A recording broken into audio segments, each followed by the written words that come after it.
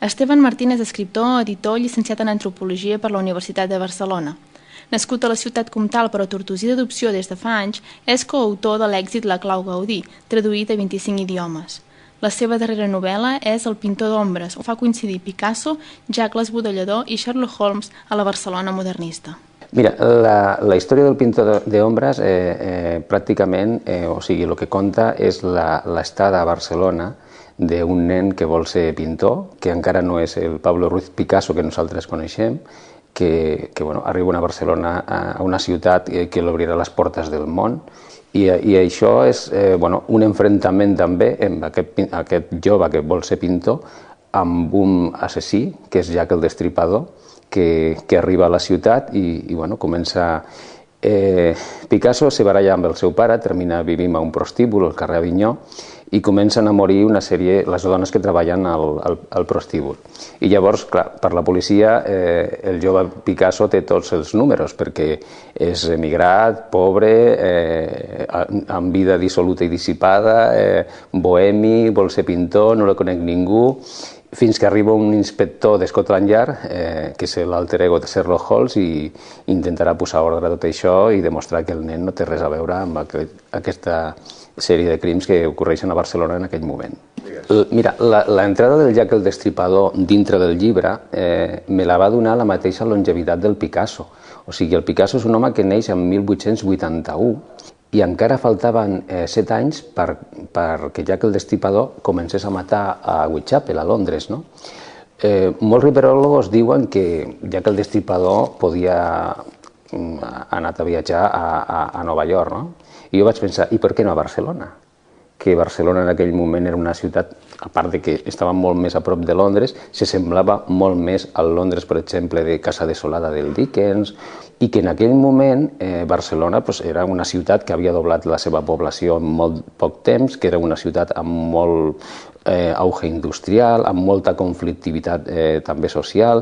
Vull dir, aquesta comunitat me permetia l'arribada d'aquest personatge a Barcelona.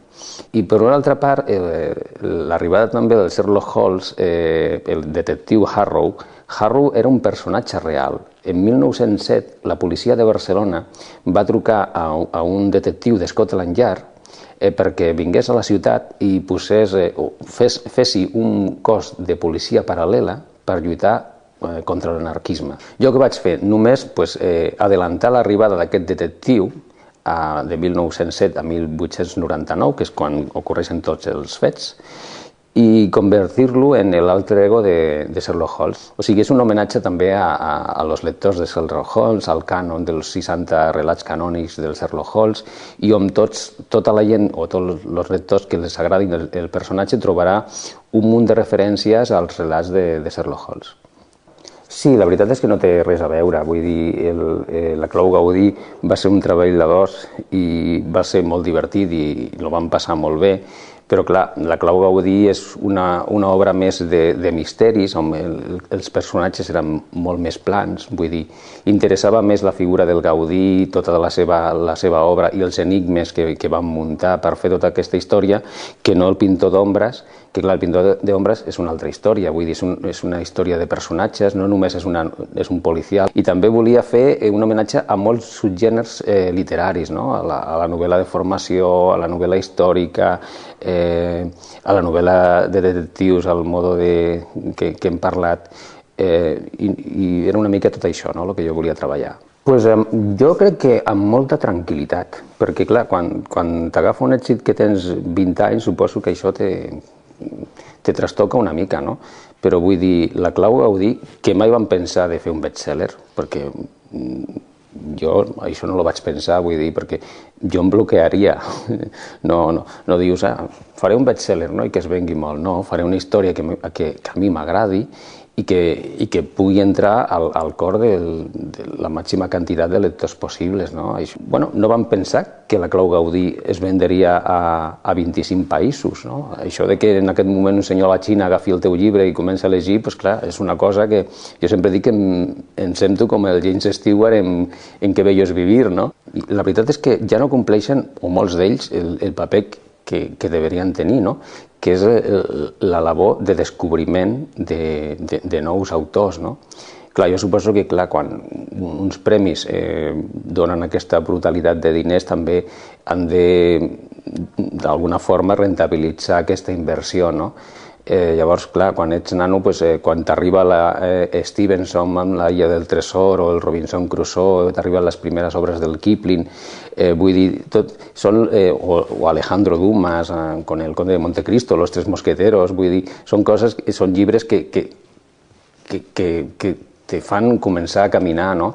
I després arribes a altre tipus de llibre, no? O sigui, autors com, per exemple, el Italo Calvino, per mi, o un llibre com Si una noche de invierno un viajero, és un llibre que t'ensenya molt com escriure, no? O les lliçons americanes, Dostoyevsky, el León Tolstoi també, te van enganxar, no? I ja quan arriba el Kafka, allò dius, això ja són paraules majors, no?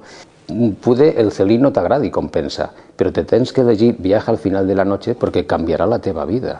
Vull dir, i és veritat, a vegades un autor no té per què ser bo, no? I la seva obra és completament diferent a lo que ell pot ser, no? El cadáver de Marta Planas fue encontrado sin vida en la Plaza Milans, desangrado y con 20 puñaladas. Quien dio el aviso fue un joven que trabajaba de botero en el muelle de pescadores de la Barceloneta. El joven, Emilio Bordons, se levantó a la hora de costumbre, muy pronto, y se dirigía al trabajo cuando, al llegar a la plaza, se topó con el cadáver. Abel Fonte, el jefe de policía, en compañía de 2 agentes y un médico forense, se personó en el lugar del suceso.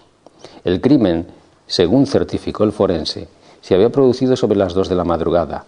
Le habían cosido a puñaladas. Emilio Cabot, el médico, nunca había visto nada igual.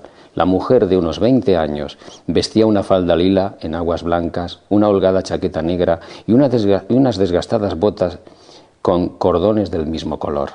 Llevaba muerta alrededor de 4 horas. Trasladaron el cuerpo de la muchacha en un carro de mano hasta las dependencias policiales más cercanas. Allí el médico forense procedió a examinar el cadáver con más detenimiento.